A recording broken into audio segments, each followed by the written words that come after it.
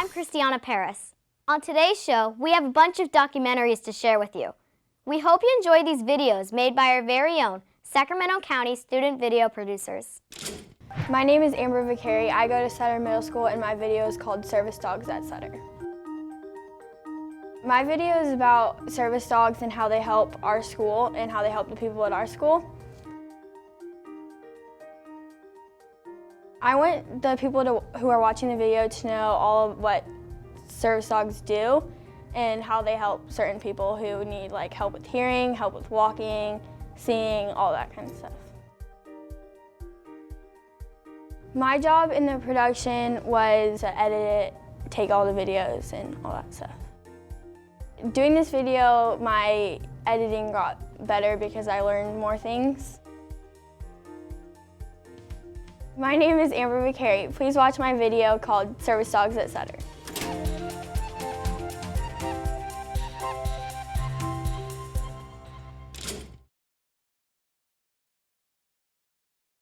I'm Jane Vicari, and I'm the teacher of the deaf and hard of hearing here at Sutter Middle School. Now, I'm sure everyone here on campus has noticed that you bring your dog to school. Do you mind explaining why you bring her? Yes, I was born deaf, and so there's many sounds that I can't hear, such as the fire alarm, the doorbell, the door knocking, my name being called. For example, if my son calls my name and he's across the room, he will tell Jonesy, "Go get Mom," and she will come and get my attention. Great. Now, what kind of service dog is Jonesy? She's a hearing dog. She's specifically trained to alert me to sounds that I don't hear. And how she alerts me, what she does is she comes and she taps her nose on my leg and gets my attention that way. Now, how has Jonesy changed your life since you've had her?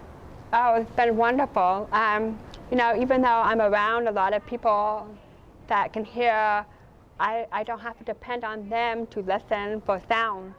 At school, she can alert me to the fire alarm. I have a sense of safety. And not only is she a wonderful service hearing dog, she's a wonderful member of my family. It's been amazing. I can't imagine my life without her.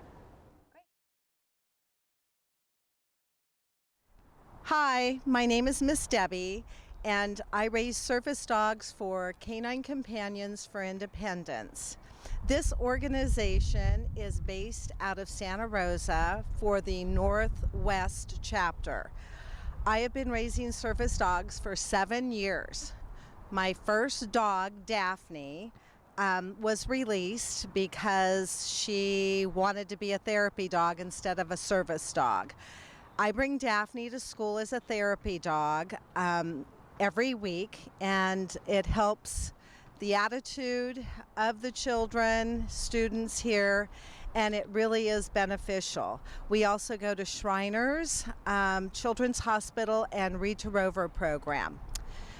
I am on my 5th dog raising days for Canine Companions for Independence. My 2nd, 3rd, and 4th dogs all are service dogs in California. One is in Alaska.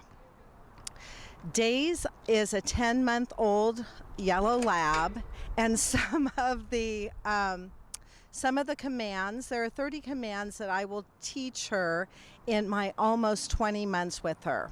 I got her when she was 8 weeks old, and she could barely climb up the stairs at Sutter Middle School. I love the reaction of all the kids, and it really is a wonderful, wonderful program for the students here at Sutter Middle School. She learns basic commands from me, her name, here, crate, sit, stay, heel, and I teach them all to her here at school while teaching the students that they cannot pet her unless they ask me, because she still is a working dog. This organization, CCI, Canine Companions for Independence, has service dogs. They have facility dogs for special ed teachers who bring the dogs to school for their students, and facility dogs and skilled companion dogs for children with disabilities, and their parents are the overseers of taking care of the dogs. Also, hearing dogs is another service that CCI provides. It is a wonderful organization. I love raising the dogs, and the best thing in the whole world is when your dog graduates. And I'm going to start crying because you get to see who your dog goes to and see how all of your hard work in raising and putting all the love that you have into this dog, you actually see them going to a person, and you know that their life is going to be better and their life make them more independent. So that's why I love raising service dogs.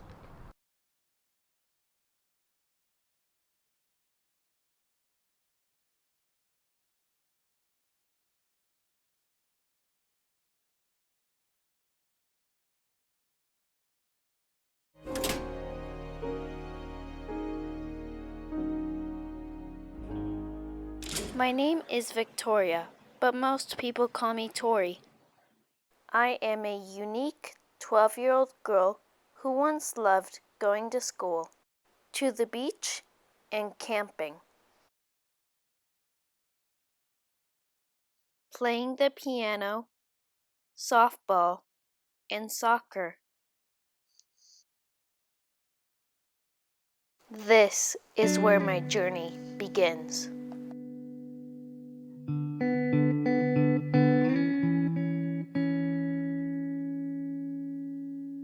On January 14th, 2013, I went into surgery to remove a brain tumor. And when I woke up, something precious was taken from me. My sight.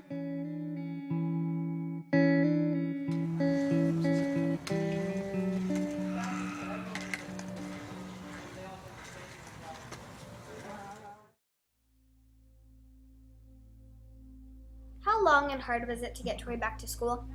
It was really hard. Tori had 31 cycles of radiation, and during radiation she also had some chemotherapy. Tori's had the most amount of radiation a human body can withstand, so if and when her cancer returns, she is not able to have radiation again. She also had 3 cycles of chemotherapy with all 3 drugs. One of them is the backbone to her brain tumor, but unfortunately we had to stop that early because the major side effect is children lose their hearing. And her dad and I discussed with Tori about obviously losing her hearing, and since she's blind, Tori said she didn't want to be like Helen Keller. She didn't want to be blind and deaf. So we made a choice as a family to stop her the backbone chemotherapy drug, so that way she could keep her hearing. So she was sick a lot of throwing up, a lot of being in and out of the hospital. It was very tiring. Tori lost a lot of weight. She ended up having to have the NG tube, and what that is they take a feeding tube and shove it down up your nose and down your throat, and it feeds you, because Tori was not able to eat. So it was a lot of tears, a lot of fighting, a lot of being sick and just not happy to get back here today.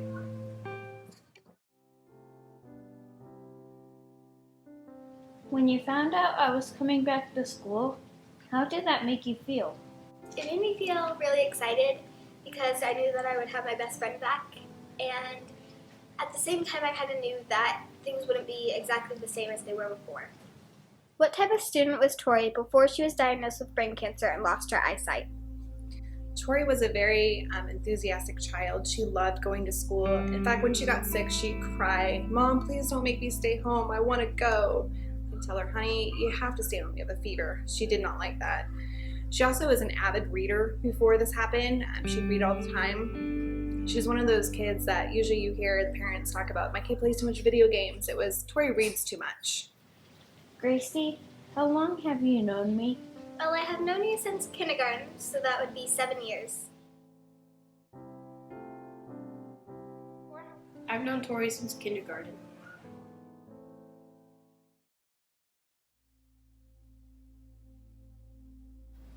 Tori struggled really hard to be able to come back to CCAA. She missed half of 4th grade and all of 5th grade while she was going through her cancer treatments. And she fought really hard. All she wanted to do was come back and come to school and be with her friends and be able to be in her exploratory classes. But now things are harder for her. She's realizing it's not the same as it used to be. I think she had that expectation that things would be exactly the way they were before she was diagnosed with brain cancer and lost her vision. It's very hard to maneuver through my classroom because there are students' backpacks, pencils on the floor, and it's very hazardous to me because I could trip and fall easily. My biggest struggle is noise because the kids are tapping on the desks, humming, singing, playing with their pencils, tapping their feet, and so much more, like screaming and yelling. It's hard for me to listen to the teacher. A lot of the noise in our classroom tends to be a struggle. I think her hearing is sensitive, and it can really throw her, and it's a challenge because classrooms get noisy, and I think students forget, and even I forget, and so I think it's hard sometimes because she does seem and appear normal like any other child, so we forget that she does have a sensitivity to noise, so that is a big struggle right now. Another one of my struggles is making friends. I don't eat in the cafeteria like normal students do. I'm not a normal student. I sit alone in my classroom because the cafeteria is so loud. Kids are yelling and screaming and doing much more. How do students interact with Tori? Not very well. She tends to be ignored a lot. She's got 1 or 2 friends that say hi to her on a normal basis and interact with her, but for majority of the time they ignore her. She'll come back from testing and no one will say hi to her, and she's been gone a week.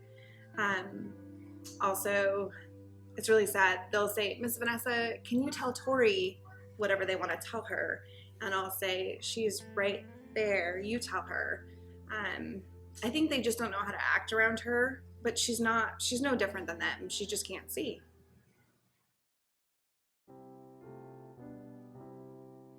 Do you act differently around Tori than you do other students? No, because she's just like always cracking jokes. She's really a fun person to be around. Do you think kids treat me different now? Yes, I don't know if they know how to act around you. They think that you're different, but in the end you just don't look the same. You're completely the same, but I just think that they don't know how to act. So they do act differently and a little bit nervous. Some probably do because she can't see and she's not like them as much now, but I wouldn't treat her any different because she's Tori.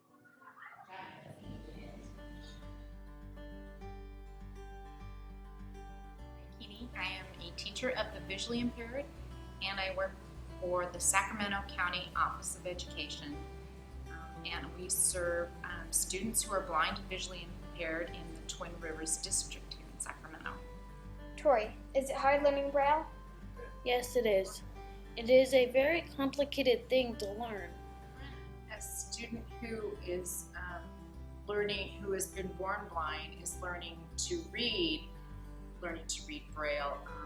Somebody who loses their vision later, such as Tori, she already knows how to read. It's just we're having to learn a different reading medium, so Braille instead of print. So it's kind of a challenge to find curriculum that is meaningful to her, but something that she can learn to read at her level.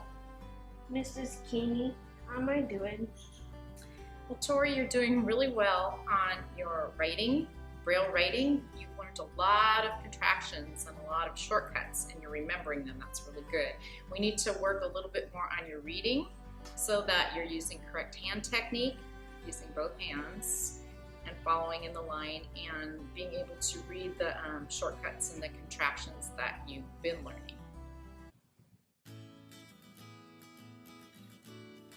My favorite subject is exploratory, where I participated in a movie Above the Line. So one time, I had my field recorder on for the whole time, and I picked up 2 actors trash-talking the director. No way. Did you erase the evidence? I couldn't have. It was part of the scene. Talk about awkward. What happened to the actors? They were quickly replaced. Lesson learned, right? I hope so. Just let me know if you're recording, okay? You got it. Yeah. Hey. I also made some music for the movie. One of the music that I made is for a small commercial for the movie. I also did sound for the movie.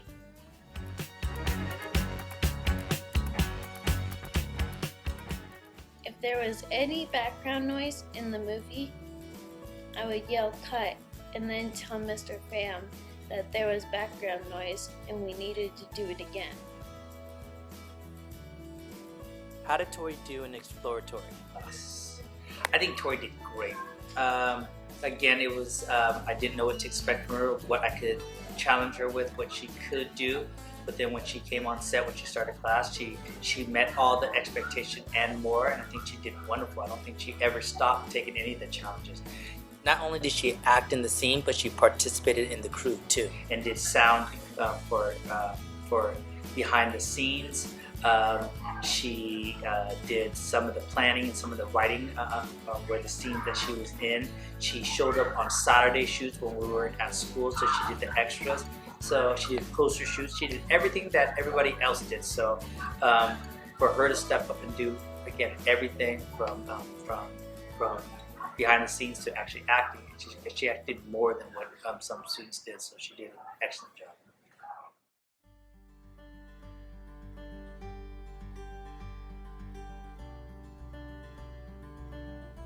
I teach children who are blind or have low vision how to get around safely in their environment. For some kids, that might mean a white cane.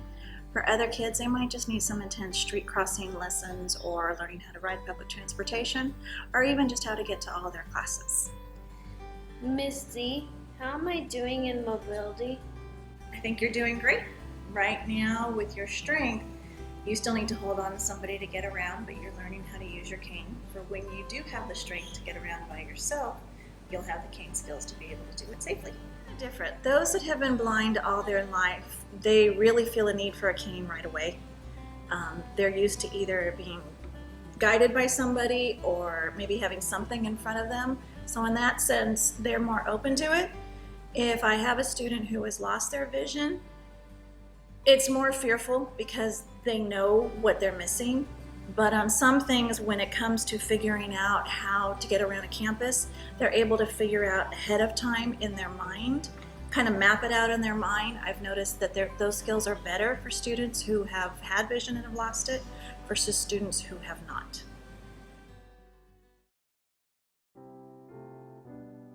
You came to Seattle to see me while I was in treatment. How did that affect you? I guess since then I didn't really know what to expect.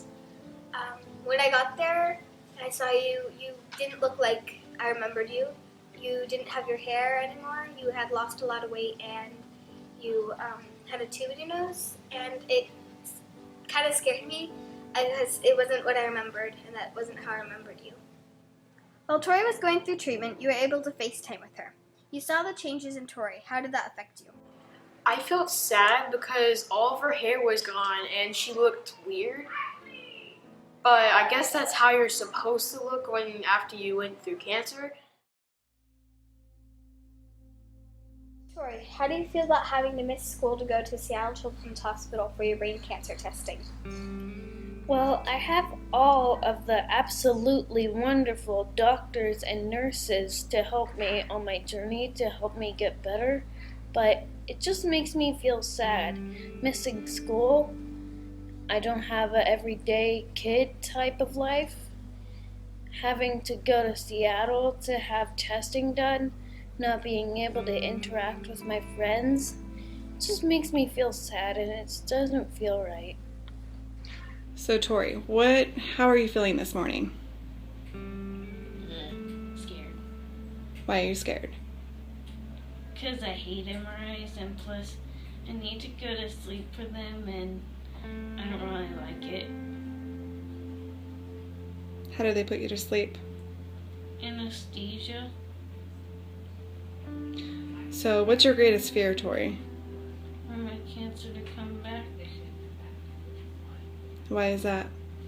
Because if it comes back, there's nothing that they can do. How did you feel when you were first diagnosed? I didn't like it at all. I was upset, I was crying, and I didn't want my life to be this way, but I believe that God has a plan for everybody. During radiation, my doctor had to make me the specialized mask. It's to keep my head from moving, because in radiation, you can't move your head at all. Chemo was not fun at all. It made me nauseous, and I didn't feel good. I didn't feel good all the time. Even the smell of food made me nauseous. I was throwing up all the time. I just didn't feel good. But I continue to fight every day.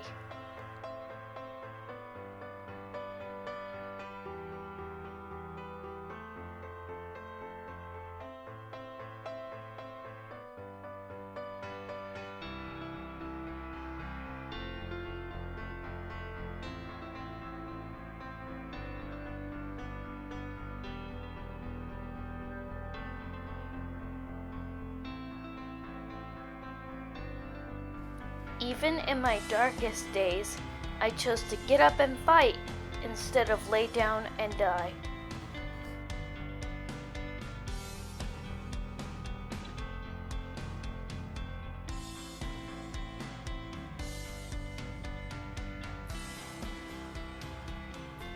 I believe in today, hope for a cure, and fight for my future.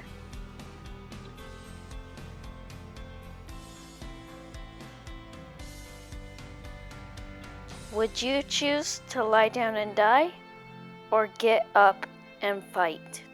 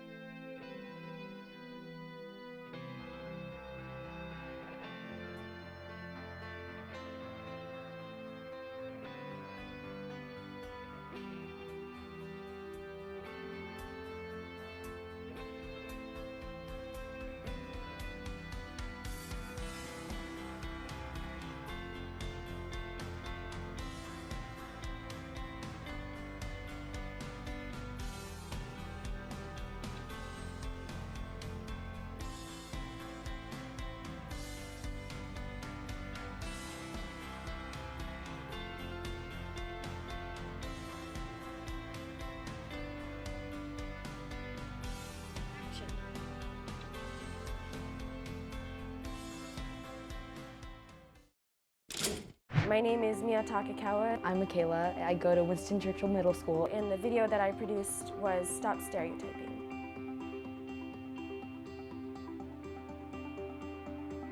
So our video is about kind of general stereotypes and then why people stereotype and how we may be able to stop stereotyping. I think the message for our viewers is to kind of try to stop ourselves from generally stereotyping people and trying to get to know someone before you make a stereotype about someone and generalize them into a category.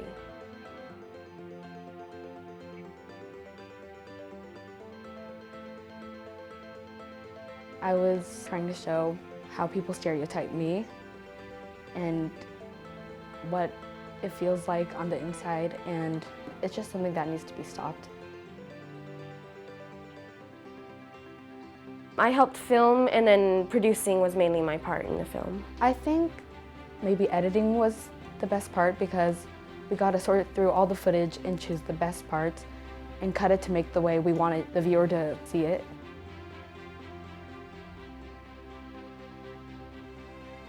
My name is Michaela Chen. My name is Takekawa, and I hope you watch my video, Stop Stereotyping.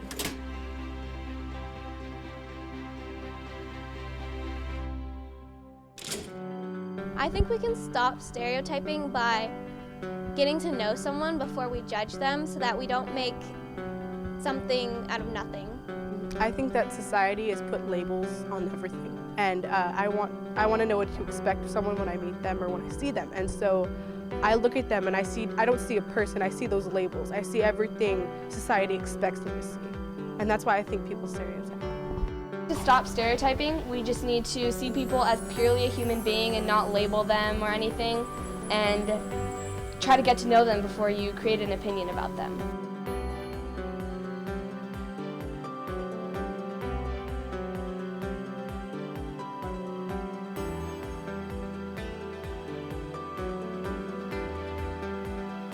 Just because I'm Hispanic doesn't mean I'm an illegal immigrant.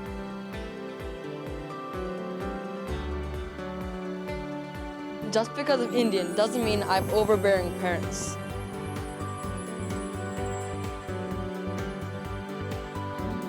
Just because I'm black doesn't mean I'm a troublemaker. Just because I'm white doesn't mean I'm popular.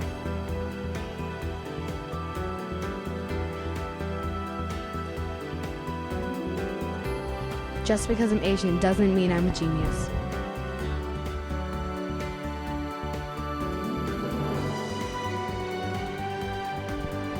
Just because I'm a redhead doesn't mean I'm short-tempered.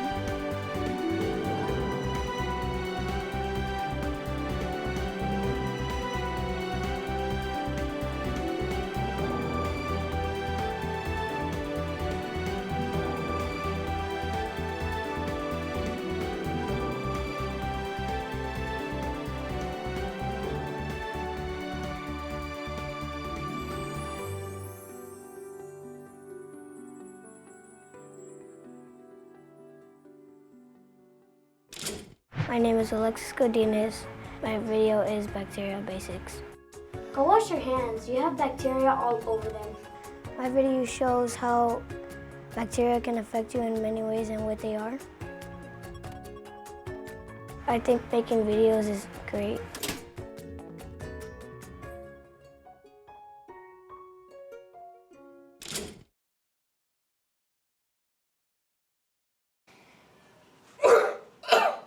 Go wash your hands. You have bacteria all over them. What's bacteria? Bacteria are microorganisms too small to see. Bacteria can affect you in many ways. First, if you touch something dirty, the bacteria gets on you. Second, people are carrying bacteria on them, so when people sneeze, they get germs on other people. You can kill bacteria by washing your hands for about 15 to 30 seconds.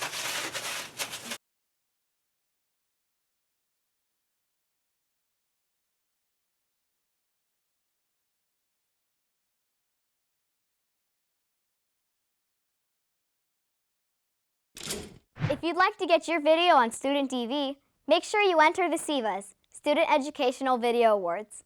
Entries are due in early March each year. For all the details, please visit secctv.org. Thanks for watching.